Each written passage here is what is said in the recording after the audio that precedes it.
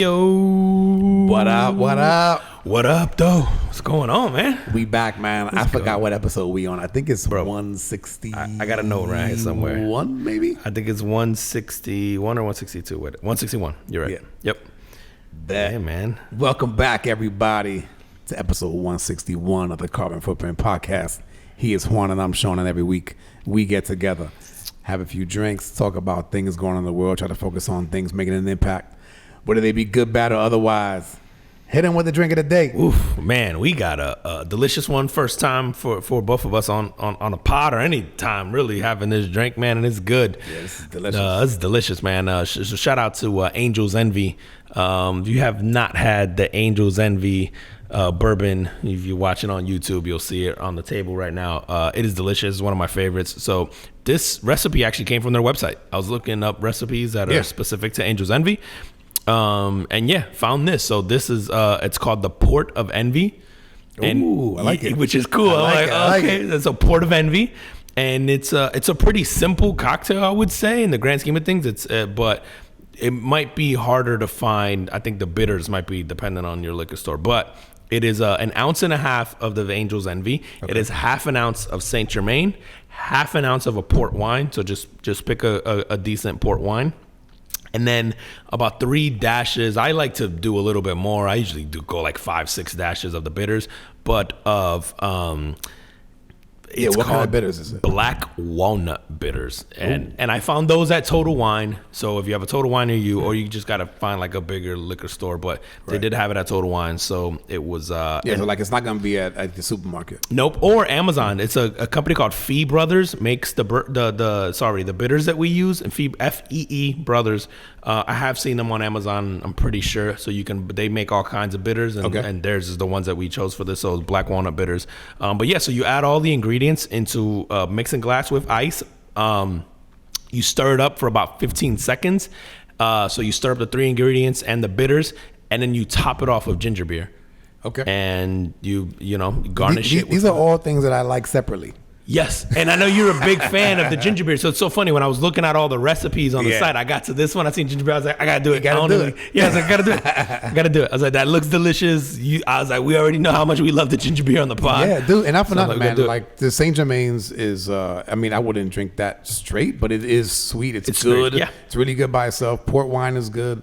I love bourbon. I love also ginger wouldn't beer. have thought. They're all so opposite, right? Like you said, this is super sweet. Obviously, you have the Angel's Envy bourbon. A port wine is really sweet too. So it's like you have 2 really sweet, like rich sweet too. And then the walnut bitters, essentially, but then ginger beer is like spicy. So it's like, when I read it, it's like, okay, I got to try that. But I was like, man, how does that going to go? Because it seems like different flavor profiles like across the board. But yeah, delicious, dude, man. Good. When you made it the first time, the moment that I tasted it, it was like I was like my mouth was screaming for a cigar. Oh yeah, so, we definitely got to do that. Yeah, like, definitely got to do. Yeah, you're right. Because I love port wines with cigars. Yep, love port wines. But you're right, man. This is like it just would complement, I think, a good cigar. Yeah. Well, so those of you guys that like cigars, this is definitely a drink that would go with that. Listen, I would say Angel's Envy. So throw in a little Angel Share cigar, man. From it's one of my faves right now. The Angel Share. There you go. To throw that in there, man. And go find that at your cigar shop. All right, man. What you got for your carbon footprint of the week, bro? My carbon footprint this week, and it's probably like a week delayed, but I'm giving it to the U.S. government. Whoever lost this F-35 fighter jet, bro. This shit. So the F-35, isn't that that's like a stealth? Yeah, it's a stealth. Like, I gotta look that up. It's some Top Gun shit, bro. It's a fighter jet, man, and it is a stealth. And I think this is the one that we invested in the development of, right? Like, we don't build it. I think Boeing or whoever builds this, but. I don't know if it's stealth or not, but it doesn't look like it's. You know, those stealth planes always have B-2 bombers, that kind of, and then the F. They have a fighter stealth one. I can't remember the name. But I think this is supposed to be a stealth. It's considered. Okay. It's supposed to be like hard to find because oddly enough, with the story, this is what they're using as this excuse. So this thing went missing. So the F-35 went missing. I think we spent all this money to develop and create this thing, and I think they cost like $80 million per plane. Okay, maybe I'm on the low end, but they're not cheap. And I think we paid for the development of it period. So all the R&D and all that, even though it's created by a third party, and then, you know, with the contract, obviously it included the development of the aircraft, and then obviously we have to buy them when it's actually ready to go. But anyway, one of these goes missing this week from the military, or last week, sorry. The pilot ejects. He ejects safely. He's okay. You know, he was taken to like a medical center on the military base. Fine. But the plane goes missing, or so they say. And they basically sent out a memo to the public saying like, hey, if you guys can help us find this F-35, the pilot ejected. It's probably an autopilot, and it's going to run out of fuel at some point in time, so it may crash. We don't know where it's going to crash, but they couldn't find it. That's what they were saying. No way, bro. Bro, you can't I'm calling bullshit on that, bro. Okay, so you call bullshit. So then why do you think they would say that they can't find it? Fuck. I don't know, man. I mean, like, you know, I feel like everything the government puts out is almost like to either deter or distract. Dude, the government tells us what we can handle. Right. Or at least what they believe we can handle. Right? What's the joke from Ron Funches? Like, I only got one human I'm in charge of, and I lie to him all the time, and he's talking about his kid. He's like, you're going to tell me the government got all of us? He's like, going to be lying to us all the time. Like, yeah, right?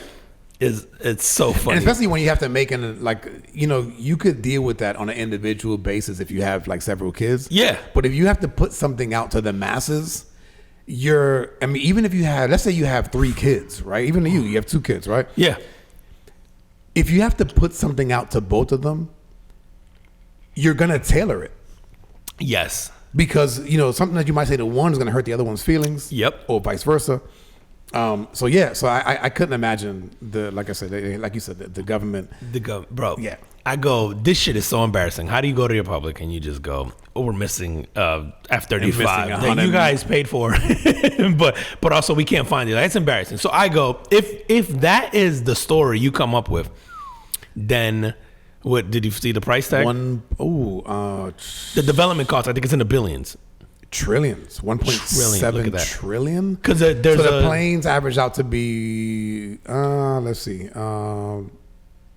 150 to 200 million per plane. Per plane. Okay, so the trillion includes research development and then us buying the fleet. So, okay, yeah. But dude, if you're 10 years late and 80% over budget. Yep, and that's one that's considered like there's like a conflict on whether or not it's considered successful because they're saying that there's so much money was dumped into it. It was supposed to be the next generation, and they just lost one. Bro. And so I'm like, if that's the thing you're willing to go public with, what's the real thing that happened that this is the less embarrassing of the truths? You know what I'm saying? Like, you telling us that you lost it is less embarrassing than what actually happened. Like, I go, dude, an alien took it. Dude, fucking, imagine, I go either alien, a foreign government hacks it, did the pilot steal it?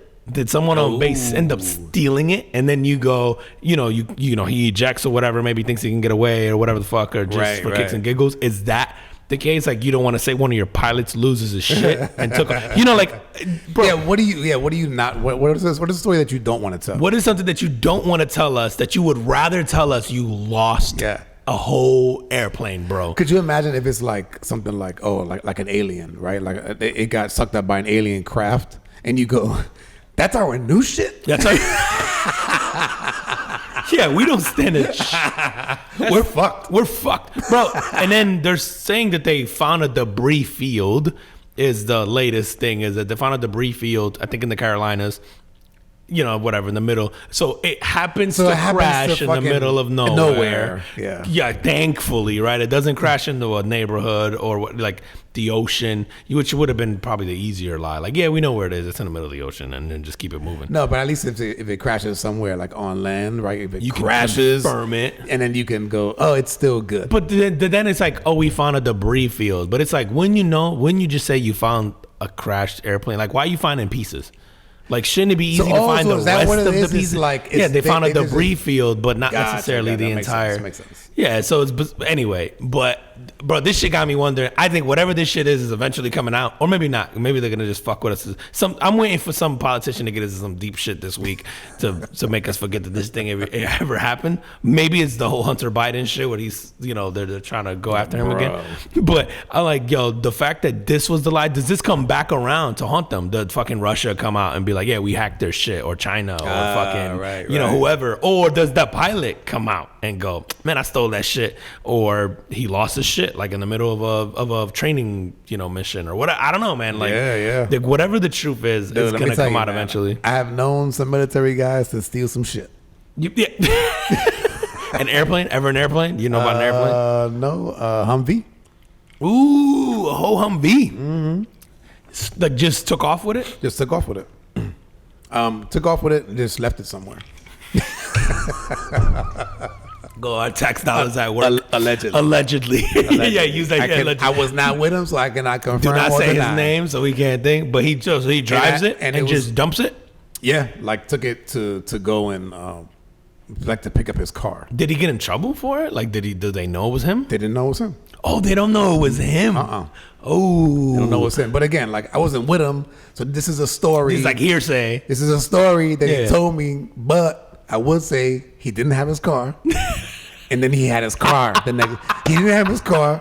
He disappeared for a day, and then he had his car the next day. How far did he drive this thing? And then, from somewhere in Arizona to somewhere in California. Damn. I mean, it's probably a few hours at least. Yeah, that's like 2-3 hours minimum, depending on where you're going. Ooh, that is hilarious. Again, allegedly. Allegedly. Yeah, Right? Allegedly. We don't want to. It's a story. That we ain't no snitches on this podcast. We and heard you can't stories. ask me anyway because I don't remember the guy's name. This shit was like 20 some years ago. Yeah, they're gonna start showing you photos. They're about to kick down this door right now. Show you photos. I don't even remember what the guy looks like. I don't remember his name. I don't remember what he looks like. Nothing. Yeah. Wink, wink. Wink, wink. I got you, bro. Got you. In short, the military is not good at tracking our equipment. Bro, they did find it. It was like unharmed, right? Like it was literally. They found it. They don't know who took it. They don't. Yeah, same thing happened with this airplane. So, they found pieces. Bro, I'm like, yo, we could have just easily been like, oh yeah, that's in the inventory we gave to Ukraine, and just keep it moving. Oh man, like don't even say nothing, bro. Don't even say that you're missing, because then why say? So I go, okay, you have to say, because I'm like, why say anything at all? But I'm like, okay, you have to say something if the thing turns up, like if it really is that and it crashes. So you gotta say something. But I'm also going like there has to be. I don't care if it's stealth or not. There has to be some kind of tracking device for us. Do you think that like a black box? I would absolutely think that we know where our shit is, yeah, bro. Because what happens if one of our pilots goes rogue? Right. Like, I mean, God forbid that ever happens, right? But you just you have to be able to like either shoot it down or take control of it or whatever. 'Cause I'm sure they can. But the other thing I thought of, bro, is like, what if it did go rogue and we shot it down? Ooh. Like we waited for it to get over airspace, but then it's like you don't want to say that you shot down your own plane. So you just go, oh, it's missing. Yeah. We just say it ran out of fuel. It's a debris field. It's a debris field. It's like it used to be a plane. Because if it crashed, bro, like there's gonna be pieces. All the pieces are gonna be in the same vicinity. They might be scattered, but they're not gonna be miles apart. If you shoot it down, however, there's parts are gonna be miles apart, potentially, right? So I'm like, yo, what if it did lose control, whatever, something happened, we shot it down over whatever, we waited for it to get over an empty field, and then now you got to make up the story, like let's just say crash landed or whatever, it ran out of fuel at some point in time. And I'm like, again, is that the lesser of the evils? Because what if people are like, what if that shit crashes into a neighborhood 2 miles from there? You know what I mean? Like, I don't know, man. The whole shit seems so fishy to me, man. Like, it's just so sketch, dude. And you know what's funny, man? It's like, it's one of those things that it doesn't really affect your day to day. No. And so most people just don't give a shit. They don't give a shit. It's not even, dude, I didn't even hear that story, bro. No, but you didn't, dude? Oh, my God. So I'm giving the car foot because I'm like, I want to know what transpires from this. I don't think this shit is over.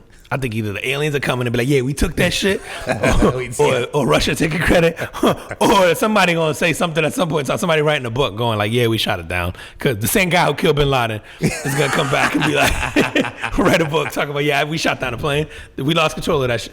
Or is it embarrassing to say, yo, the pilot lost control, the plane malfunctioned, we had to shoot it down. That's $200 million. Yeah, like it could be so many things where I go, the easier story was to tell us that you just lost it. I'm not buying it, bro. I want to know what actually happened.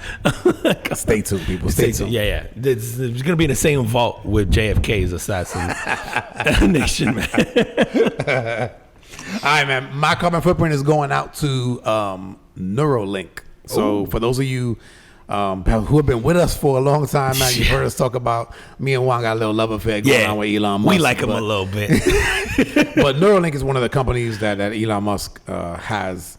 And, kudos to that guy, man. Billionaire trying to make a difference in the world, whether you like him or hate him. Anyway, Neuralink is essentially like a chip that they put in your brain to help with if you're paralyzed, or things like ALS, or if you're paraplegic, like that kind of shit. Yeah. So the last time that I heard anything about this, they were doing the trials with pigs. Yep. And it was successful. Yeah, I think that was the last thing I read about it. Yep. So they have recently received an institutional review board approval. So actually, this was last week, to start enrolling participants for human trial in the U.S. Ooh. And so this thing is called whatever we're calling this. It's called Prime, and it's precise robotically implanted brain computer interface. Okay. And what they're looking for is the person must be a quadriplegic. Okay. Or have ALS. Oh. Yeah. And so I'm going like, man, this is, and they was talking about the numbers, bro. And there's like 18,000 people in the U.S. suffer from like some kind of spinal cord injury, and 60% of those 18,000 are quadriplegic. What? It's fucking nuts, bro. Another 5,000 people in the U.S. Are diagnosed with ALS every year. Oh man. So looking for people to be part of this. The other thing that I found interesting was like the way that they're doing this. So there will be the surgery will have a neurosurgeon, an actual human neurosurgeon. Yeah, you would think, right? Okay, like yeah, anytime you're messing with the brain, but there's a fucking robot. They're using a robot to implant it because the threads on the little computer on the computer chip are so fine, a human hand is not steady enough. So the neurosurgeon is there to kind of like supervise it. Yeah, almost. To kind of supervise and maybe make the cuts. Probably in an emergency, like some shit goes down, he's got to do the life saving or whatever. Yeah, maybe. But once they get to the area, they're gonna implant the chip. It's a fucking robot, bro. Wow, like you said, so he might do the opening, the thing splits it, and then when it comes time to actually put the chip in and sew it, essentially, the robot takes over. Doing it. Which I know they use robots on a lot of different surgeries now. Do they? Yeah. For the same reason. One is efficiency. Proximity is like if a surgeon isn't available in that country or whatever. I guess they can do something where they can supervise it and then have the robot. That was the whole shit when 5G first came out, right? And they sort of advertised exactly. They were that you could do that. So I know that's a very common thing in the surgery world now, but it's crazy. Like this isn't. I haven't heard of a scenario like this where you were saying it's a human is incapable of pulling it off. The robot. You almost have to use the robot in this scenario. Yeah, they said the human hand is not stable enough. So we're in the future, bro. Would you like? I'm fascinated by this Neuralink thing just because we've both seen ALS, like what it does to someone very quickly, man. But then quadriplegia, just the hope and what it could mean for like that community, like what this could potentially do. On the devil's advocate side of this, man, you look at someone like Elon, who has now done a Tesla car that can track you and they can take control over it. Everything runs over sort of the web. And now you're talking about implanting chips in people's brains. And then you're saying you're starting with this, hey, we're treating disease. Where does that go? Exactly. Because I know one of the things he said is like, yo, you can download like Data. knowledge. Yeah. Like Into very like you and I Matrix. could just get it for kicks and giggles. Yes, Yeah, like very in Matrix. The fucking, you want to learn karate So here. it starts to make you wonder, like, yo, what does this future look like with a guy who has this level of power, control, data, everything, all the above? Like, he has all the information. He has control of your life. He has, because it's like, oh, I can just stop your car. I can just prevent you from leaving your house. Now I'm in your brain. I can read your thoughts, or I can shut you down, or I can, to play devil's advocate. Yeah, like I've heard this. yeah. I've heard the pushback on the Neuralink has been like, oh, now you're chipping me, and you're talking about the guy whose car can, like someone can remotely disable and all this stuff. And I'm like, And that's a fair point, man. It is. But I think with any technology, right? Like if you bring out a technology with good intent, you can always use it for evil. Absolutely. Right? Like it can be used for the opposite of its intent. Everything can be, But right? everything. And that's the thing. So for me, it begs the question of, so do you allow that to stop you from doing technological advances, or do you just go, this is just what it is? There's people with bad intent that are gonna fucking use this, to their advantage, and unfortunately, it's like, it's either you don't put it out there, either you do put it out there, or you don't. You don't.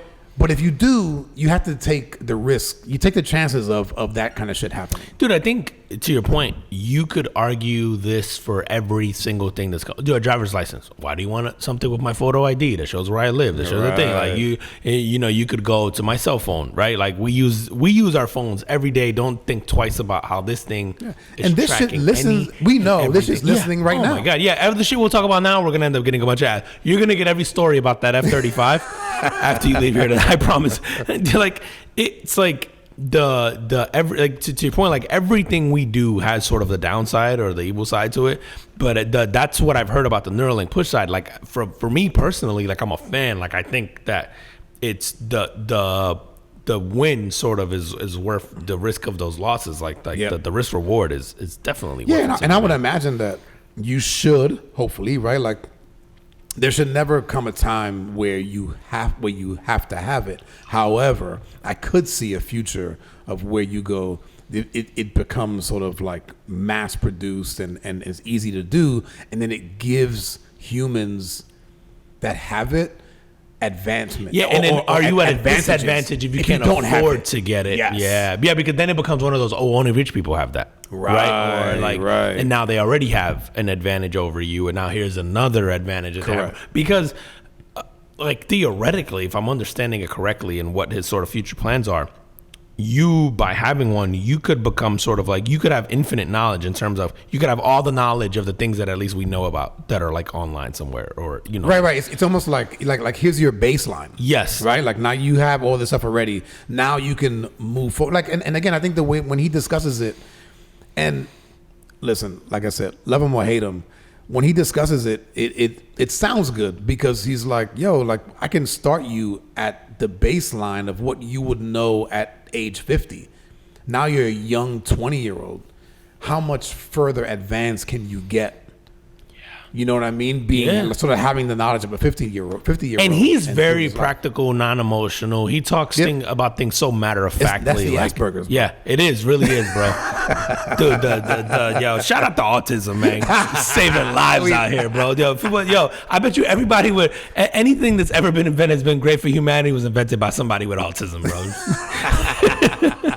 None of us, the rest of us couldn't focus hard enough, like to find some type of or invent something of that magnitude, bro. Like Elon, I remember when he came out, and I'm like, oh, that shit's a secret, bro. That motherfucker has Asperger's written all over his forehead, bro. And you need almost that separation of emotions, and that's that matter of factness, because like we can sit here and debate, like, what if, but he's going to come out with every sort of logical explanation as to the why.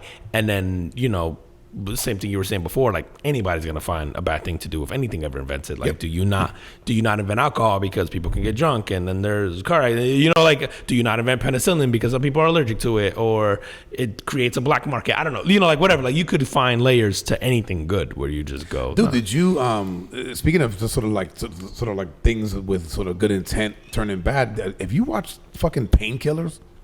I have not. Is that the one about the opioids? Yeah, so it's about Oxycontin. Okay. Oh God, that family. Holy shit. And there's one family that owns like the rights to Oxycontin, right? I haven't watched the whole thing yet. Okay. I think I'm. No, I just know that there's like a family essentially that has like almost licensing rights to Oxycontin, for lack of a better. Bro, they fucking like they essentially like hoard this shit out and put pressure on the FDA to approve it, and then once they got out there, they were like drug dealers, and it's nuts, man. And they made a shit ton of money. Dude, I know people in the medical field who get commissions to push certain drugs all across the board, whether it's Oxycontin or narcotics or whatever. It could be a drug for allergies. They are given commission by that drug company to sell more of their drug or prescribe it. Prescribe it more. Yep. That should not be. Should legal. Never be the case. Shouldn't be legal. And it sucks because like doctors, and they're gonna go into this in the show. So it is, if it's not a documentary, folks. So if you get a chance, like it's actually entertaining. So it's actors acting out these roles. It's not like a documentary. So, okay. But it's based on true shit. Okay, so true stories. Yeah, it's like reenacted it's all or whatever. Basic, yeah, so but it's actors and actresses, and they do a really good job. Like, it's the dude from, who's the guy from Ferris Bueller's Day Off? What's his name? Oh, Matthew Broderick. Matthew Broderick. Yep. He plays like the main guy. Dude, I was gonna say Inspector Gadget. That's the only thing I can think. I'm like, oh, Inspector Gadget. It took me a minute. But in there, they go into like, which is so true. It's like doctors. They go, yo, people trust doctors more than like your parents, more than priests, more than clergymen, like whatever the hell it is. It's like your doctor that tells you something, like you fucking trust gospel. it. Yeah. And we're all like that, bro. I remember when we were pregnant with our twins, and they was like, one of them had like this I think it was like a spot on his heart, and of course you go in there and they go like, well, you know what, it could be Down syndrome or or this. They kind of scare you with the shit, right? It could be an X, Y, and Z. Like, he's all the worst shit. Right. But then we turn to the doctor and we go, yo, if this was, if I was your daughter, what would you tell me? That's a great way to like. And the dude told us, he goes, if you're my daughter, I tell you, don't worry about it. And we took that. Yeah. And it worked out. Dude, the older I've gotten and the more sort of like things that have come out in the research, I think what I find is that doctors are really good at treating a cause and trying medications out and prescribing stuff if there's something wrong with you. And they're not great at being preventative and being sort of physiologically going like, man, I feel sluggish, and then being able to go, well, that's probably because you lack, and it could be something natural, a vitamin, a thing, or whatever. They're good at, oh, here, take this drug. You must have blah blah blah. Like, it's just rather than going like, tell me about your day. What are you eating? How are you sleeping? Exactly. Right. Exactly. And that's not to say that's a knock on them. It's just what the training is and has been, and sort of like, I think, right. They're incentivized to fucking. Absolutely. Dude, and if you have a trauma, and if you are in a life or death situation, you have a heart attack, that is absolutely who you want to see, because they're going to keep you alive. Right. But it's like, I want to stop myself from getting there in the first place. Like, how do I do that? Have you taken Oxycontin? Yes. Dude. And I totally understand why people are addicted to it. Yeah. So 100%, I did it once, and I was like, ooh, yeah, that's not right. Dude, I took myself off of it. Yeah. Like, and then I flushed the rest of it. Oh, good for you, bro. Because I was like, so the first time I had it, I had a concussion.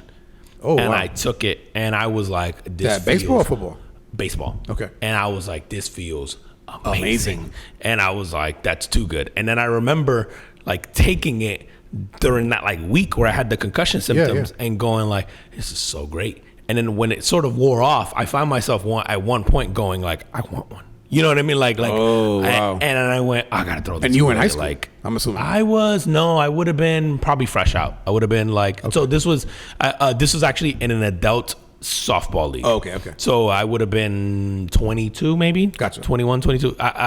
We were working together at that time. I Oh, think wow. I missed work for, no, maybe I might have missed a day or two and then went with like a giant black eye and all this stuff. I got hit in the head. Yeah. Yeah, but I remember I think that was the first time and I went, oh, I get it. And this was like around the time, I think Brett Favre had like a Oxycontin addiction and that called it. I remember hearing all these stories of like athletes and all this stuff.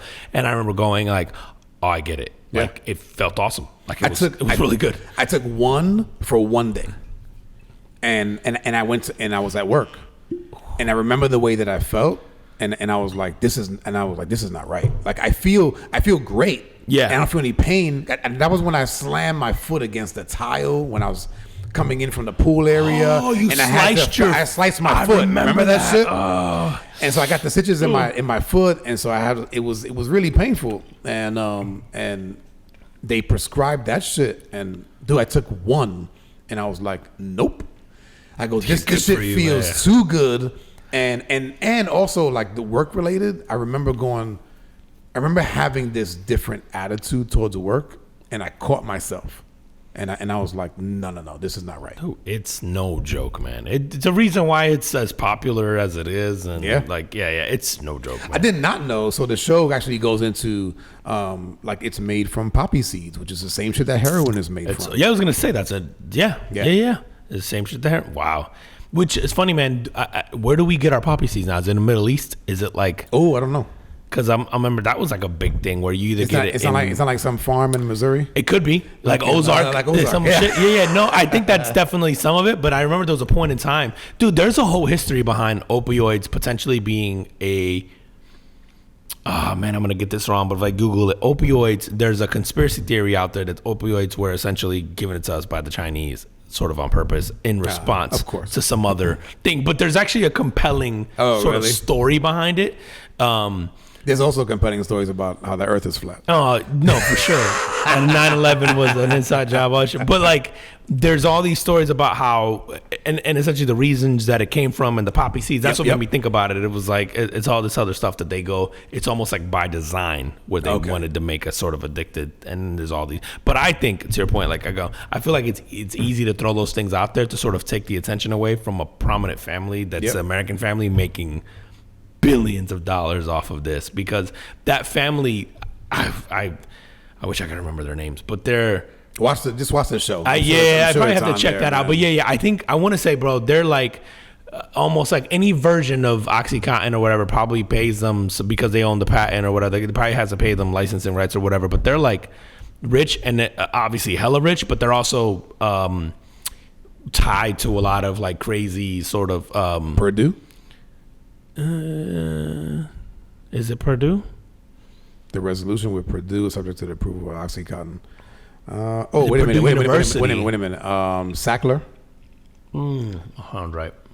Until recently, Purdue was controlled by the Sackler family. Okay. Who withdrew billions of dollars from the company before it filed for bankruptcy. But there's all these like stories, I guess, of them doing things or lobbying with politicians, doing all stuff in order to sort of keep OxyContin moving, because it is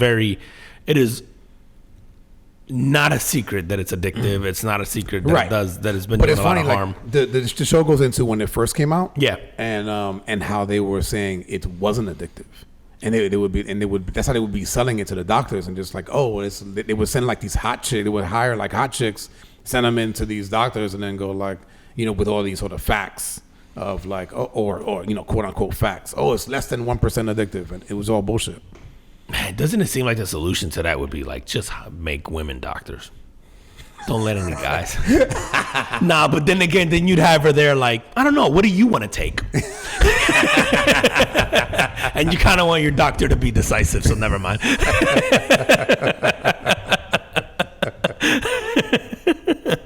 I don't know what I want to eat. What do you want to eat? You'd be like, OxyContin? I don't know, not Oxycontin. You think OxyContin? I don't know. You Percocet? What do you feel like taking? Be like, I just smoke weed. Yo, talk to me about this pig heart. Dude, these doctors in Maryland were able to successfully transplant a pig heart into a dying man. And this is not the first time this has been done. Because I do remember us talking about this on here a couple of years ago. And so I want to get which number it's been, but I think how long he's lived right now is a record. It's like the first person to go this long, and it wasn't. One of it's the same guy that we talked about back then. Because I feel like the story was the implant. So this is the second. So the first patient to receive such an organ died after 2 months. Okay. So that's the story that we talked about. The second recipient, which just happened about a week ago, and these were surgeons in Baltimore. They transplanted the heart of a genetically altered pig. So they genetically altered the pig first. Okay. Obviously to give it, I think, a little more DNA that sort of matches ours. And he had a terminal heart disease with no other hope for treatment. So obviously this is sort of like a last-ditch effort to save his life. So it's the second procedure performed by the same surgeons who did the first one. Okay. So the first patient, David Bennett, 57, that's the one who we talked about. He died 2 months after his transplant, but the pig heart functioned well, and there were no signs of acute organ rejection, which is sort of like the major risk in these types of procedures. Okay. So the second patient, his name is Lawrence Fawcett. He's 58. He's a Navy veteran, has 2 kids. He's from Frederick, Maryland. He underwent the transplant surgery on Wednesday, which I think Wednesday of last week. So that would have been about the 20th or whatever it is of September. And he's recovering well, and he's talking, and he's stable. He's awake. So, if this works, man, for him, then... so they're saying the second guy didn't die because of the heart, or the first guy, didn't die necessarily because of a heart rejection. He probably still had some complications. Some other things. Okay. Yeah. So they're hoping that this one takes, and this guy, so they say they have hope. He at least has a chance. He still has to sort of fight and make sure that his body doesn't end up rejecting it. Dude, if you're going to die, right? Like, worth the risk, why bro. not? Yeah, I'm going to die anyway. Yeah, sure. Stick anything in me, but I'll be like, yeah, fucking A, bro. Like, but I guess I guess the unknown is like, hey, you could die a year from now, or you could die tomorrow if we try this thing on you. Like, what do you, like, I don't know, like, how much is that extra time, or the unknown of the extra time, or not worth to you, or the hope that you're holding on to, like, oh no, maybe, who knows, maybe I'll make it, but I would think, like, in no shoes, I would try it, because, like, to your point, I'm gonna die anyway. Like, I might as well give myself a fighting chance. Like, especially if you're younger, man. Like, 58, man. You're like, dude, fuck, man. I would. He didn't get a chance to retire. No, that sucks, bro. You think like he's 10 years away? Still, dude. Do you have to go back to work? How does that work? Are you on short-term or long-term disability? Dude, and then you're I was fucking thinking about that shit too, bro. With the Neuralink shit, right? So like. Because they're doing like the quadriplegics, right, and people with ALS, it's just like, you get people back in the workforce, you get people back paying taxes, you get people back paying into Social Security, it's like all of that shit, right? Dude, it's like that same doctor who came out this week who said we could work to 120, live to 150 in the next decade. Is because of all this advancement in medicine and all that stuff, and we're getting really close to finding sort of it's almost like anti-aging DNA or whatever. Will they be able to treat it essentially like aging? Dude, to your point, like everyone always buys into the opposite conspiracy, which is like population control. I always think the flip side of that is what you were saying. When you want more people paying taxes, more people in the system, more, like I don't think we look at the world as a scarce resource right now. Not in our lifetime. Like we're not running out of food. No, not the way we perceive it here, right? Like not yet. But I will say this: at the turn of the 20th century, so 1900, I want to say, and don't quote me on this, I want to say there was like something like 1.7 billion people, and now we just hit 8 billion. Yeah, so we 8x'd it in 100 years. So it's gonna keep. But can't we? Nuts. I forget what the number is, but can't we hold? They said comfortably like 3 or 4 times that. I don't know. It's something bananas like that. But then, okay, so like because you go like clean water, obviously food, and then the way that we do food, right? I would imagine that if it was, me and you going out hunting for food, like maybe that's different. But we can genetically make meat now. So, true, genetically, bro. That's the wrong word. We could artificially create meat in a lab now. Yeah, that's true. So it's like, is that really a problem now? And then, and if you're a country, man, and you're thinking about military wise, the larger your population, right? You would think then the larger your military becomes because, a certain percentage of your population gets it. I just struggle to see a downside, and I don't think we give a fuck about like protecting resources because it's not like we're giving them away. They all cost money, right? And so people are paying to play. So I just don't. It's really, I don't know. Maybe it's naive of me, but I never think like, oh, you want to control the population because I don't think government thinks of like people uprising. There's already significantly more people than there are government. Like they're doing just fine at maintaining control for the most part. Like. So then what would be the upside to population control? I just don't like see it. So to me, I think everything is monetary, right? So if you go like the more people, the more money that we make, right? Like everything is about money. Yeah, and that's how I think about it. It's like everything's about money, everything's about resources, everything is about like why wouldn't you do that piece? Dude, there's an asteroid. I don't know if you saw this shit that's projected to hit us, and they're saying with like isn't it like but it's like is it 200 it's 150 years away, something like that. Yeah, 180, something like that. It's not in our lifetime. I read the headline and I go like I don't care. Yeah, it's fuck these people. Yeah, bro. I have this thing where I hope that shit happens because I don't want this shit to continue much longer after me because I have FOMO. So I'm like, nah, fuck that. I hope this shit takes us all out. Like us. 150 years from now, I'm like, speed that shit up. I'm like, can we get 100? What about 100? Can we do it in 100 years? I'm like, no, I hope this shit comes really, really quickly. And then, I remember. I don't have this like care for the earth because like I want to make sure that like my grandkids are around to see it thing because I don't have grandkids right now, right? And for all I know, they could be assholes. Like I have never met them. So I'm like, yo, when people are like, oh, don't you want to protect the earth for future generations? No, bro. Like I'm here now. I want that shit to be at peak optimal performance. Yeah, bro. While I'm here. And peak optimal performance is burning all the fuel. Drinking all the water, eating all the meat. like, man, fuck these future generations. They ain't done nothing for me. Right? Methane gas. I don't even know what that is. Isn't that just a cow fart? A lot of them. Isn't that?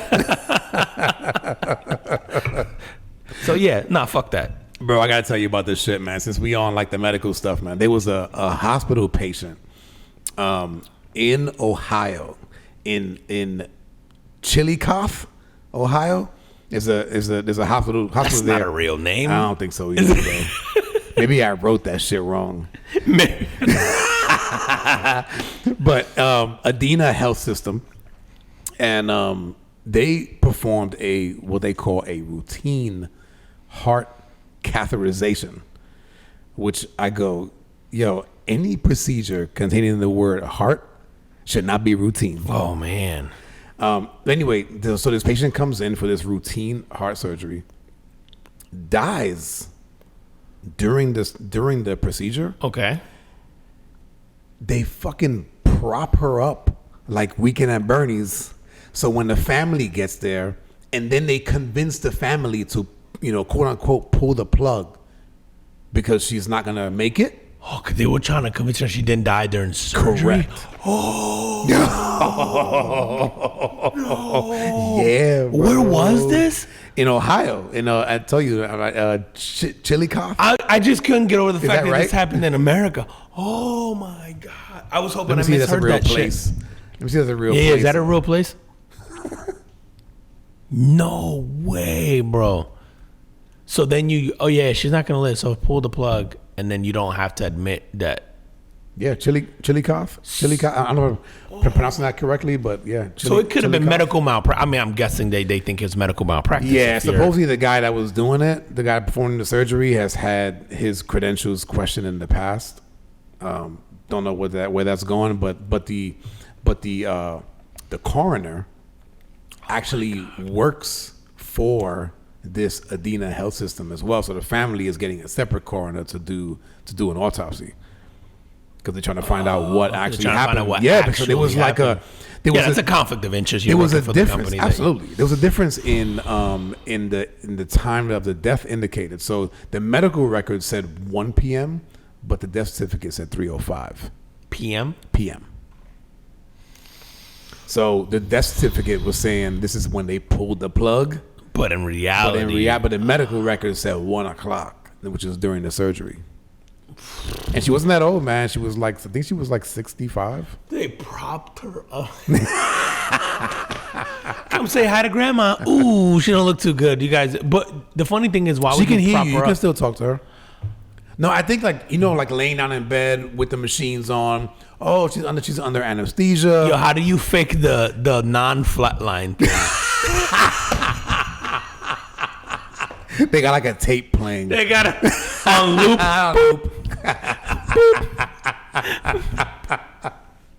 Or you just don't have her. Get the training equipment in It's here. kind of a brilliant way to think about, I guess, to try to pull it off, where you just go, guys, they're...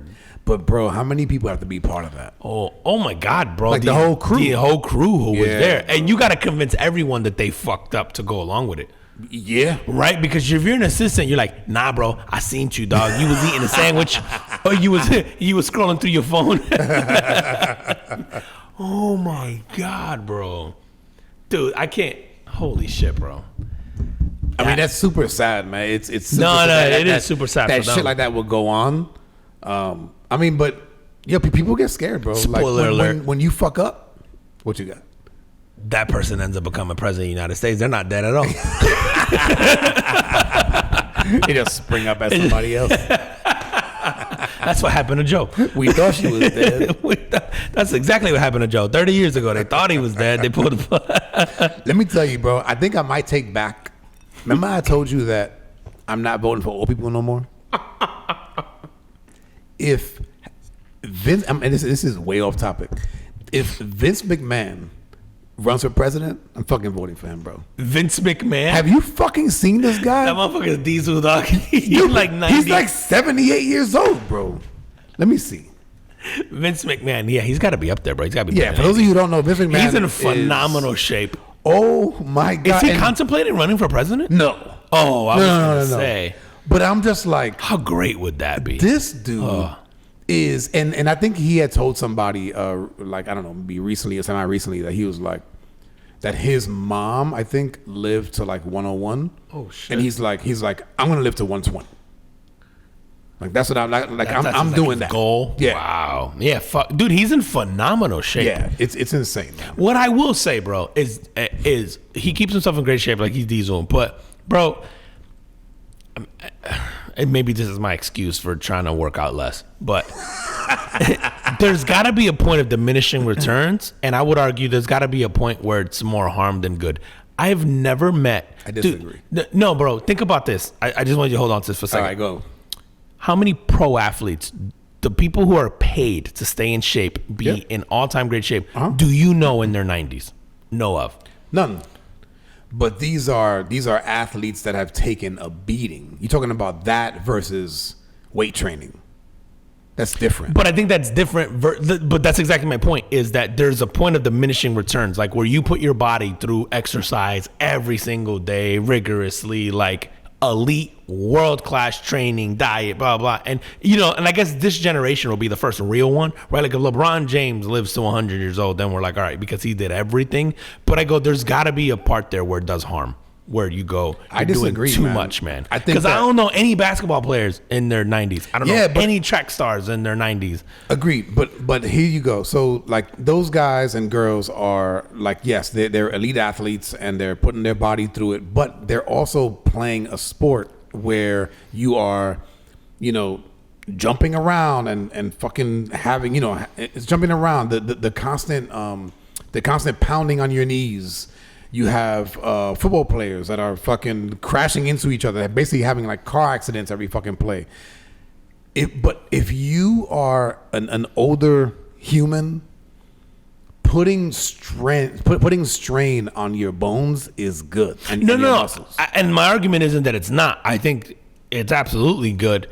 I think my argument is that it's good, but there is a point of diminishing returns, and actually there's a point of it actually does harm, not good, which is what you're saying. It's like, yeah, you're putting your body through this training. If you take football players out of the equation, you still have, baseball players, basketball players, track stars, swimmers. I don't know any of those people. But how many of them are still doing those rigorous activities or those rigorous workouts? into their old ages. Maybe there's not that many. No. I mean, you see old like athletes, and when they're old, they look like shit.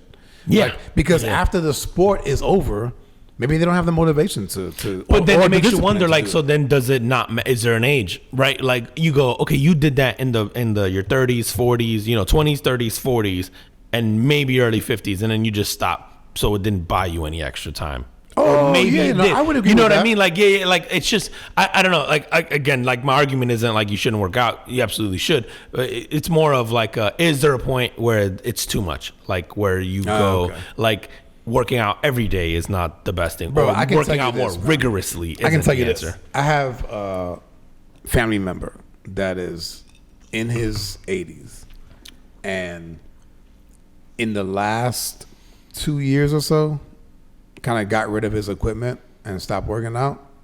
It shows. And it shows. Yeah. But he is not like every single day, Well, no, yeah. but nobody was. But I'm saying he's not every single day 4 or 5 hours. No, doing it. I'm saying like, no, yeah. no, and I'm not saying to do that shit. Yeah. I'm just saying, working out until you die is probably a good thing. No, I think you should do something every day at a minimum, whether Yep. it's walking or, like you said, some. But weights. I mean like strength training, like that shit Yeah. on your muscles and your bones, like that shit keeps kind of everything tight. It keeps the bone density there as well. Now, again, you got to couple that with good sleep and decent diet I'll say habits. decent diet, right? I'm Yeah. trying to make you fucking. Yeah, you should be able to. You don't got gotta to be a vegan and occasional shit. cake and whatever. Yeah. No, for absolutely. sure. All right, man. Talk to me about this. What's up with this high school football coach? Bro, this guy from Mays High School, which I got to look at where Mays High School is, but he got suspended. Actually, no, I take that back. He got arrested mid-game because he punched his player in the gut. And you have the computer up, so just look up Mays What? High School football coach. The video is hysterical. He literally punches short like check hook Floyd Mayweather style, bop, right in the stomach to his player. And he gets arrested mid-game.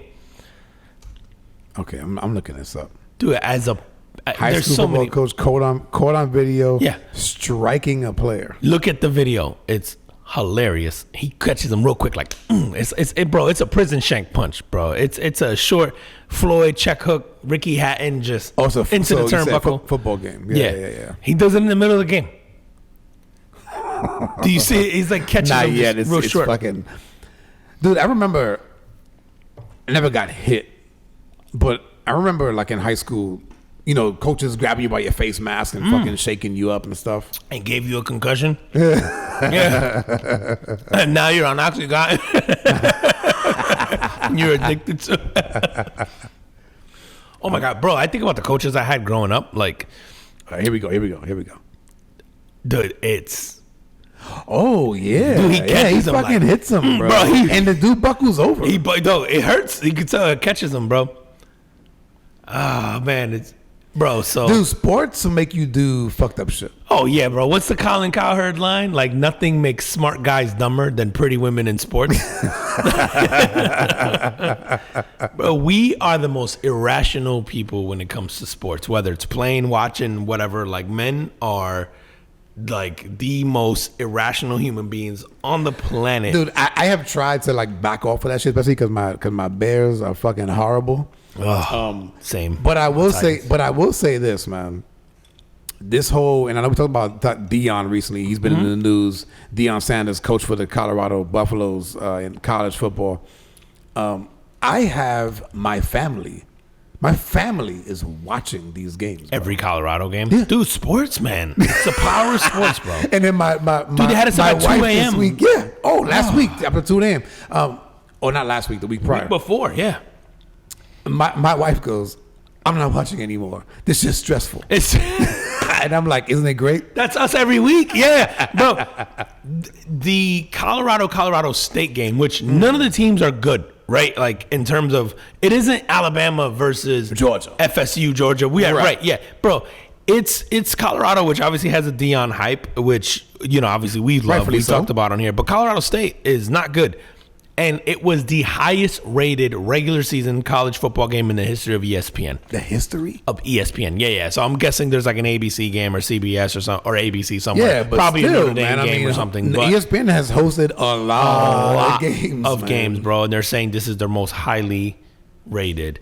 You're talking, and that shit was like the game didn't end till after 2 a.m. Started at 10 p.m. and it went into overtime. It was like 2 something in the morning and I was like glued to the TV watching that shit at 2 a.m. Dude, my entire family was over there watching the game at 2 a.m. It's the effect that, we talked about Dion on here a lot. It's the effect that he has. Matter of fact, that same game.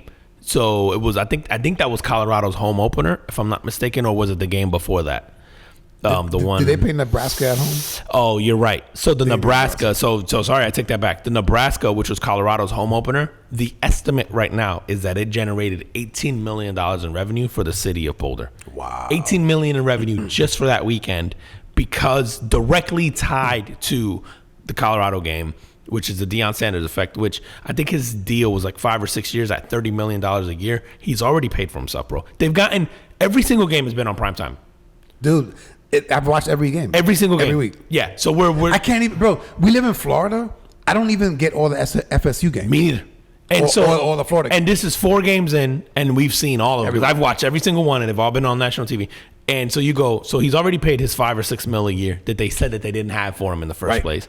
And you go, if you're Colorado, you have to like figure out a way to extend his contract now and give him significantly more money, like ASAP, because you have to make the buyout so expensive for another team to be, you have to give him 10 years, 150 mil, or 10 years, 120, or you got to give him a fat contract, because you have to make it hard for another team to come in and just take it. Like $5 mil is easy. Every school can afford that, pretty much. Like within the Power 5 conferences, like every school could afford that. And so you go, what happens if Miami, FSU, next season go and offer him a contract? Go, hey, Deion, here's 10 mil a year. Here's 15 mil a year. I don't even know who the coach of Miami is. Me neither. But what I will say is, like, Miami is in need of like a splashy sort of big name, and that's a great city with a great pride, and absolutely great the history. only thing I can think of, and maybe like you're a little bit older than me, so like you might remember this. I don't ever remember following a college football team this hard and having this sort of like interest. And the only thing I can think of, and it's strictly from like hearing about it and watching documentaries, it's the Miami team. Yeah, Miami, bro. It's like, was it like this, dude? It was like this, but not necessarily because of like the coach, right? So it wasn't like it was Jimmy Johnson, right? But were we tuning into that Miami team because of just, dude? Because they were like they were nuts. Because they were nuts. But we were tuning in, like we have to watch it, like no matter what, like we have to watch. Yeah, like, the thing was, I don't ever remember this in my lifetime, bro. I was in. It was Miami. The Hurricanes were the first team, and growing up in New York, we liked. The group of people that I was around, we liked pro teams. Yeah. College football was not a thing. College football became a thing to me when I moved to Florida. Yeah. But Miami Hurricanes was the only college football team that I knew about. And it was because of that team with the Michael Irvin and that whole almost like bad boy, the bad boys of college football. Dude, right? Wasn't The Rock even on that team? He's on one of those teams, yeah. Yeah. Dude, that team was stacked, and I remember going, like, I was trying to think through my lifetime in terms of like, and same thing, like I didn't watch college football growing up. I started watching it in high school when I moved here, but like I'm like, I can't remember the hype between any team. The only thing I compare it to was like watching a 30 for 30 on Miami and all that, and going, oh, that must be what it was like. Like it's the only thing I can think of right now that's a comparison. But Colorado's must watch. And then you don't have social media. Right? So it's only what you see on TV. But yeah, that if you have not watched that 30 for 30 on Miami, it's super interesting of the shit that they went through and like the way that the boosters kind of showed up for the players, because the players used to get money to eat, and it was something like $30 a day, and the linemen would be like, yo, that's breakfast. And so the boosters would show up, and then like Luke from the 2 Live crew would give money to the school and to the players, and they would put like almost like bounties on people, on like other players' heads. It was like, yo, you put the guys out, you're gonna earn another X amount of money. So yeah, that team was nuts, 30 bro. for 30 was so damn good. And then, like you said, it was like all because it was Miami and it was that party scene, and it was like these players were like living it up. And this is before the nil deals, so these guys were like illegally getting money on the side. And what a time. And it's cocaine Miami era. Oh, what a time. This is like just post Scarface. Oh, like I feel like I've been feeling so bummed out that I was like a child during this, because I'm like, man, what a time. How good would that have been? Living in Florida, having that. Can you imagine spending a weekend in Miami in this era where it was like, let's go watch a game, or let's just go hang in Miami, hope to run into these. Because I remember them, they're like partying in clubs with like celebrities and like, I just watching the documentaries and even like over the years before the 30 for 30 came out, it was like the Notorious. It was kind of like the Fab Five to me. The Fab Five happened. And I was like 9-10 years old or whatever when the Fab Five thing happened. So like I remember it, but I don't remember it, like the way I would remember something now if it happened with a team like that. And the Miami team was like, then basketball, that was like the equivalent that I could remember. It was like the Fab Five being like some, it was like kids from the hood, who were sort of like being themselves, not afraid to like do it. And then they were really good. And just like, it was, dude, this Colorado thing is fucking fascinating. Cause like we talked about this, but it just keeps, every week I'm like, who has, and dude, their loss, I go, it doesn't deter me from wanting to watch the next one. No, because I want to see how they respond. Yeah, absolutely. And if they get the brakes beat off of them, which I think they will against USC probably. Yeah, I think so too. It still doesn't deter me because I'm still caught up in and I think the rest of the country is whether you love them or hate them, you're gonna either watch them lose because you're happy he gets the loss, or you're gonna want to see how they bounce back week to week and be part of. I think we like the sort of, I don't want to call it an underdog story because it feels weird to call Deion Sanders an underdog, but that program and what he can do for it, I think we all sort of either want to watch it fail or want to watch it succeed and want to say, man, I started watching right when he took over and I've seen it sort of progress. Like we want to be part of the journey in some way, shape, or form, bro. It's like, absolutely, bro. Oh man, what a time though. And the Oregon coach, I got to say, I loved the speech he gave. I was like, good. I was ready to run through a wall for this guy, bro. When they're showing it during the game and they're just like, oh, at least he was smart enough to sort of wait, like day of game, whatever. He didn't give them bullets and board material. I don't think it would have mattered.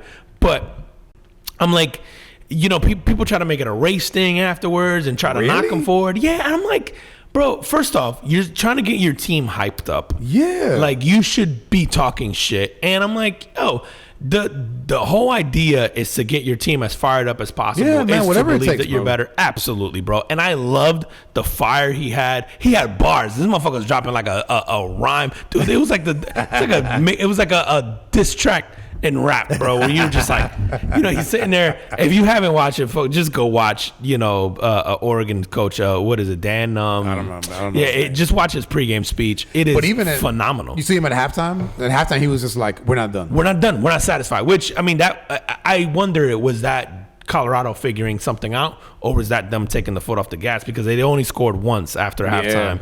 And so that part I'm curious about is like, did you figure something out and make some adjustments? At least on the defensive side, you still couldn't score, but at least on the defensive side, did you figure out a way to slow down? Which, listen, and this is in defense of Colorado, but Bo Nix, who's the quarterback to Oregon, is an NFL quarterback. I mean, if you're Colorado, you're only going to face a handful of these guys. Well, not really, bro, because they're all in the Pac-12. They got every single NFL quarterback in the Pac-12. Oh my God, the guy from USC. Yeah, and the guy from USC might be number one. Yeah, or the kid from Washington will be number two, and then Bo Nix will probably be the third quarterback taken in the draft next year, man. Yeah. It's all the great quarterbacks who are NFL quarterbacks. Chicago, listen up. Seriously, man. Get you one at least. Yeah, dude. You figure it's going to be between Chicago. Fuck, the way that my Titans are playing right now, man. They might be them, but it's Chicago. Who's the other really terrible team right now? The Jets. The Jets need one. Which I guess you draft one to sit behind Aaron next year. You see they signed Simeon. What's his name? Trevor Simeon. Trevor Simeon. Yeah. No, bad move, bro. You know what? Yeah. You know what baffles me, man, is I feel like, is Carson Wentz that washed? No. So there was something between Carson Wentz and Matt Ryan that just didn't pan out. I don't know if they asked for too much money or something like that, but it didn't pan out. So they Carson ended up Wentz getting. is a young dude still. I would think so. Matt Ryan, I understand because you that might one, think yep. he's on the tail end of his career, but Carson Wentz, I would think that you just need him to be serviceable. Like, I don't know, man. It's weird. It's odd. The Kaepernick thing, I know, like every time there's a quarterback opening, it's like the Tebow thing. People would mention Tebow. They're not going to sign Kaepernick. No one is ever. I think first off, he's been out of the game far too long, and he's going to be too much of a distraction. Like, unfortunately, like I saw he sent that whole letter about willing to be on the practice squad. He doesn't want to be a starter. I'm like, dude, you're too big. And you would take all the attention, and you would be on the like. He's like, I could prepare you, and I understand what he's saying, and I don't know that if I'm him, I don't keep trying if he truly wants to play again. But how long has it been, dude? It's been 5-6 years since he's been in the league. Like it's too long to be out of the league. Like at that point, and I guess you could argue like just give him a shot. Like okay, but also he's too big. He's too much of a celebrity for you to have on your practice squad week to week. Like your reporters, that attention. You know, like it's not. You have to think about like I think people forget that this is a job, and so you have to think about the other 50-something players on that team and what they have to deal with, and they have to come to work every day, and what the morale does, and all that. And so if you have a guy on the practice squad getting that much attention, like the last thing you want to do is sort of like it's one thing if you bring a guy in and he gets that much attention and he's Tom Brady and you feel like you can win a championship and you're going to be the best company out there, right? Like for like a normal folk. But if he's a guy that commands that much attention, there's no upside for you as an organization or as a company or what. Like it's hard to make that argument of why it's good. Like I saw a lot of people saying like the Jets should tank. And I think what you're forgetting is there's 50-something guys on that team who week to week have to be there. They don't want to lose. Right. Like they don't. Then they're like, oh, just leave Wilson and let him lose. Their defense is phenomenal. So it's like I'm going to bust my ass and I'm going to lose and you're going to leave this guy in? Don't they have that guy? His last name is also Wilson. It's the receiver. He's really good. Yeah, Garrett. And it's just like, come on, man! Like the team is there. They're just missing the quarterback, the most important piece. And you go like someone like what happens when one of these guys is disillusioned and then they ask for a trade? Like I think people forget this is a job like any other job for a lot of these guys. Yes, it's fun. Yes, they get to play a game, but you still have to have. There's a human element. There's a morale element. There's all and like so if you go leave Zach Wilson in. We'll lose the rest of our games. We'll get a top draft pick. We can pick a good guy. We still get Aaron for next year, whatever. There's still, 14 games left, 13 games left. And these guys are all going to have to sit there week to week, going to work, and I think it's different if it's basketball or baseball. Maybe. I don't know. But I think when it's a sport like the NFL where you're putting your body on the line week to week, it's hard to ask guys to just show up to tank. Correct. It's really hard, especially when you're risking your life. Bro. And then and just bringing in like the human factor. Like humans need hope. Yep. And the opposite of hope is despair. And if you are bringing in guys week after week, with despair, it is the worst state to be in. Dude, none of us would deal well in those circumstances. Nope. None of us. No, I don't care what you do and how much you get paid to do it. None of us would do well in those circumstances, man. Like none of us, man. That shit was like a rap bar, bro. I was like, God damn. I was like, tell him. Shit. Drop one of Clues bombs. Like, damn. All right, what's going on in Venezuela, man? We got a Venezuelan prison. Yo, what's going on? These guys are going fucking Escobar in Venezuela, bro. I saw this news story this week that there's this notorious prison in Venezuela that was being run by prisoners, and these motherfuckers had a pool in the prison. They had a casino. Hold on, they're being run by the prisoners? Yeah, the prisoners took over the prison. So the guards are gone. No control. Yeah. They're just a bunch of prisoners living in there. Yeah, we're going to live here. We're going to be bringing like prostitutes. We're going to be bringing women, their families. Some of their families are living in the prison with them. Get the fuck Bro, out it's literally like a giant college dorm room. They're doing whatever they want. They had a casino inside the prison. They had swimming pools. They had a nightclub. These motherfuckers had a zoo inside. I'm like, a zoo, bro? Because someone had to go in there and be like, it'd be cool. They got guinea pigs. Yeah. If we had animals and then you gotta go capture these motherfuckers, like that is crazy. And so they took over It was called the Tren de Aragua gang, and they allowed families of inmates to reside within the compound. They set up all kinds of amenities, and they ran it. And law enforcement finally regained total control of the prison and dismantled sort of this. They call it like a conspiracy of a center of conspiracy and crime. How long was this shit going on? Ooh, Did that's it a say? great question. It didn't say, but it seemed like it was a while. It seemed like it was like a couple years. From what I understand, like, dude, it's funny. There's a show on Netflix. I don't know if it's still there, but like I remember a couple years ago watching. It was like World's Most Dangerous Prisons or something like that. Oh, yeah. I love that show, and I found it fascinating. Never seen it. They had all kinds of shit like this where the prisons were just running. They're like barbecuing and shit in the prison. They're doing whatever the fuck they want. And it's always in like Costa Rica or Honduras or some shit like that. But and then like some of them will be like they'll show a prison in like Switzerland. And it's like, a Harvard dorm room. It's like really nice and full of books and peaceful and stuff like that. And then they'll compare it to like, something in Honduras or Guatemala. Yeah. And it's like, dudes are sleeping on coals or whatever. It's crazy. But this shit, it reminded me of the Escobar thing where, remember the story with Escobar is like he had the prison. He basically he had a whole like soccer field and they was throwing barbecues and he ran the prison. I never seen that. Oh my God, bro. You got to watch the 30 for 30 on Pablo Escobar. Yeah. But if not, just read some documentaries or go on and watch videos. Bro, Pablo Escobar, when he's like agreed, turned himself in to do his time. Oh, yes. He took over the prison and he was living in it with his boys. It was all his boys in the one prison. And it was like a state of the art thing. Like I think he was funding it, paid for it, had guards and all that protecting him. Good for that guy. Yeah, bro. Escobar was the man, bro. He did all kinds of wild shit. And I'm like, dude, the amount. Dude, I don't know that people realize Pablo Escobar was a Fortune 500 company in terms of like as a business, in terms of how much money he generated on a daily basis. The numbers are stupid, and you're talking 30 years ago. Like the numbers are so insane. And where was he in jail? In Colombia. In Colombia. Yeah. Yeah, this guy owned his own island with a private airstrip and all that just to move drugs. He had... Sounds like Jeffrey Epstein. Dude, I think... Yeah, probably. Bro, I think in his prime, Escobar was generating something like $5 million in revenue. Something stupid. Bro, I think like a Forbes... day? Yeah. I think Forbes had him on their list of like richest people in the world. Or most, like at one point in time. He was that rich and powerful at one point in time that he made the Forbes list as a drug dealer. Like insane, bro. So yeah, this prison shit reminded me of that whole thing. I'm like, that's nuts.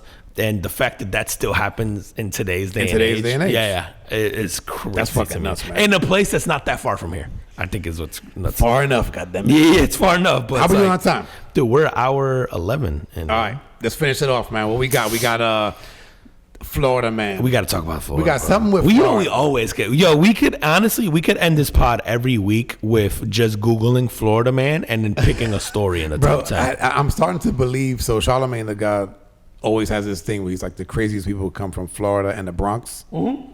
I'm starting to believe that. No, that's accurate as fuck, bro. I spent a lot of time in both. Obviously, not like he's not wrong, bro. I would say that I would throw in. Like Russia or in there somewhere. Yeah, but I'm like, the craziest people on the planet have to be from here in the Bronx, bro, for sure. So Charlamagne's onto something. But so on Wednesday, this Florida man was arrested for torching a car belonging to his cousin. Torched it, set it on fire. Okay. The cousin also happens to be his girlfriend. You sure that ain't in West Virginia? Nah, bro. I was like, what, in the Puerto Rico? And I was like, what Puerto Rican is this? And then I read this motherfucker's name, and I went, well, son of a bitch, he could be Puerto Rican. His name was Melvin Aline Cintron, and he's 37, and he was caught on camera. Cintron, that's a Puerto Rican name. Yeah, to be, right? Bro. So I'm like, I didn't even want to Google it, but he was caught on camera lighting his cousin and his lover's Jaguar XE sedan on fire in Miami, in front of their Miami home. This is back in April. And I was like, when I read the headline and it was like his cousin, then it said who also happens to be his girlfriend. I fucking lost it. What's the saying that you always say? Yo, los primos se primen, bro. That's a fucking Puerto Rican. Yo, Puerto Ricans be so proud of fucking cousins. We got a whole motto. Los I'm like, yo, when I read the headline, I was like, all right, what Puerto Rican did this shit? And I wanted to go West Virginia or Alabama, but then sure enough, I read the name. I was like, God damn it, you are Spanish. You probably are Puerto Rican, bro. Shit. That's dope. Yo, on that, tell them where they can find us. Yo, you guys, shout out. Thank you guys for following us. So much love to you guys out there. But if you're not already following us at the Carbon Food Podcast on Instagram, the Carbon Food Podcast on YouTube, at Carbon FP Pod on X / formerly known as Twitter, TikTok, the Carbon Food Podcast. Thank you guys for engaging on there. We've been trying to get better about posting there consistently. And then all your favorite audio platforms, man. We're on Google Podcasts. For a short time, Google Podcasts is closing down soon. Oh, is that right? Yeah, but Apple Podcasts, which I think is where we have the most streamers anyway. So Apple Podcasts, soon to be on YouTube Podcasts. We are on regular YouTube for sure on the video, but on the audio side, we'll be on YouTube Music, was what will replace Google Podcasts. Sorry. We are on Spotify. Obviously, Stitcher, TuneIn, Amazon Music. No more Stitcher. Oh, Stitcher's gone now, too. That's man. Right. So no more Stitcher. So we are on Amazon Music, Audible, GeoSavin, Ghana, Pocket Cast, TuneIn, Podchaser, those until they tell us that we're not. Because it seems like more and more, and I think this is expected. There's going to be a contraction in that whole audio sort of podcast. Yeah, space. No, and then the big guys are just going to take over. Yeah, they're going to either buy people out or people are going to go out. So like the Stitcher did. I know Google Podcasts, I was waiting because Google Music went away a long time ago, so I was sort of waiting. But YouTube Music is what replaced it. Didn't have podcasts yet. Yep. So but I now think they're gonna have it. So now they're going to have it. So we'll move to that. So if you're using that, we'll move to that. I know most of our listeners come from, are oddly enough, they're in Google and they're in Amazon. So yeah, I think Amazon's number 2. So yeah. Yeah, man. And I'm gonna leave y'all with something this week. I read something this week, and it made me think. It basically said, and I'm paraphrasing, but it basically said, if the Earth blows up, it doesn't even upset the balance of the universe one bit. So when I read that, I found that it could be both sort of depressing and liberating. Mm-hmm. And the whole thing is like all the shit that we worry about on a day-to-day basis, forget it. Go do that shit that you need to do. Go make that decision. Go buy that thing. Go ask that girl out. Whatever the case is. Yeah. Because you're only here for a little while. Yeah, that's it, man. I'm so glad you brought this up because it's at home this week because I had a similar conversation with my son. Oh, really? And he was playing baseball for the first time, and I noticed some things like he was being very different from when I practice with him at home and doing that, and then when he gets into practice or even the games, yep, like very 180, like not even same throwing motion or anything like that. And hey, his response to me was, I'm afraid to mess up. I don't want to get made fun of. I don't want to let the team down. I don't want to do that. And I had a similar thing of like, bro, if you worry about that, like, forget about baseball. The rest of your life, you're never going to be happy if you're overly concerned of what, like people making fun of you or not being yourself or not being whatever. Because like, nothing matters that much. None of it. I'm like, you think when you went home today, I think what I said was, are you thinking at all about what anybody did today? There's a player on your team that missed a ground ball today. They missed a fly ball. Somebody struck out. Are you thinking about that at all? And he was like, no. I'm like, neither are they. So just, that's great. So that's what I hate home, man. I'm glad you brought that up, dude. And as always, we appreciate you guys, and we will see you next week. See you next week. Peace. Peace.